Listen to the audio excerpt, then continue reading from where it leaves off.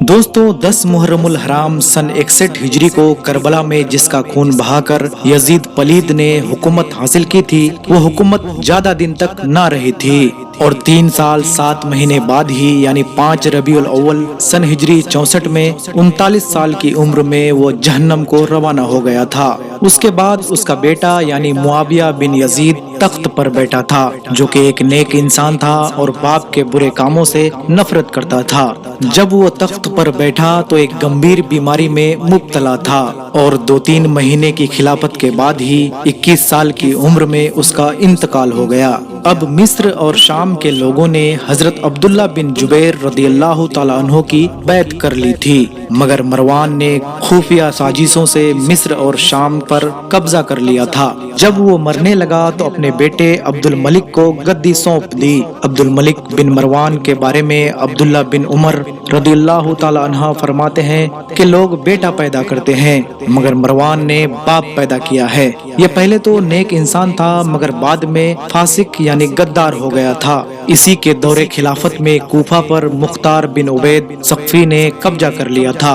मुख्तार ने हजरत इमाम हुसैन रदियल्लाहु ताला अन्हु की शहादत का खूब इंतकाम यानी बदला लिया।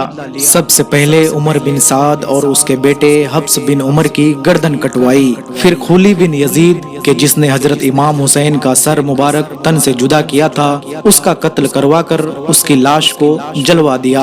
अब्दुल्ला इब्ने जियाद वो हरामखोर खबीस था कि जिसने अहले बैत पर काफी जुल्म किए थे। शहादत करबला के ठीक 6 साल बाद 10 मुहर्रम 67 हिजरी को इस कुत्ते का सर काटकर वहीं रखा गया जहां इसने हजरत इमाम हुसैन रदियल्लाहु ताला अन्हो के सर मुबारक को रखा था।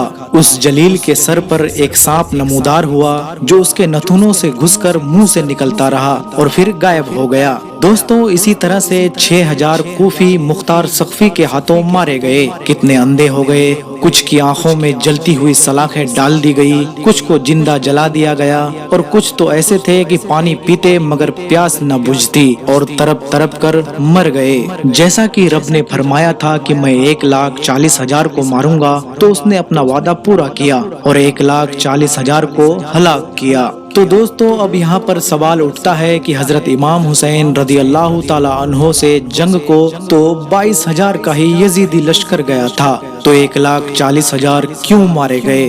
तो इसका जवाब यह है कि जैसा कि हदीस पाक में आता है कि जो शख्स गुनाह में शामिल ना हो मगर उसे अच्छा समझता हो तो वो भी उस गुनाह में शामिल है। तो अगरचे जंग में 22,000 का लश्कर ही मौजूद था, मगर हजारों मक्कार दोगले कूफी यानी राफजी शिया उसमें शामिल थे, तो अल्लाह ने उन सबको तरह तरह की मुसीबतों में डालकर हलाक कर दिया। आज भी और कयामत तक ये गद्दार यूं ही मुसीबतों में गिरफ्तार रहेंगे, यूं ही अपना सीना पीटते रहेंगे और यही कहते रहेंगे कि ऐ हुसैन हम न थे, ऐ हुसैन हम न थे। दोस्तों वीडियो पसंद आने की सूरत में इसे लाइक करें, कमेंट करें और अपने दोस्तों के साथ शेयर करें और हमारे चैनल यसार नॉलेज को सब्सक्राइब करके बेल आइकन जरूर प्रेस करें। हाजिर होंगे फिर एक नए नॉलेज के साथ, तब तक के लिए खुदा हाफिज।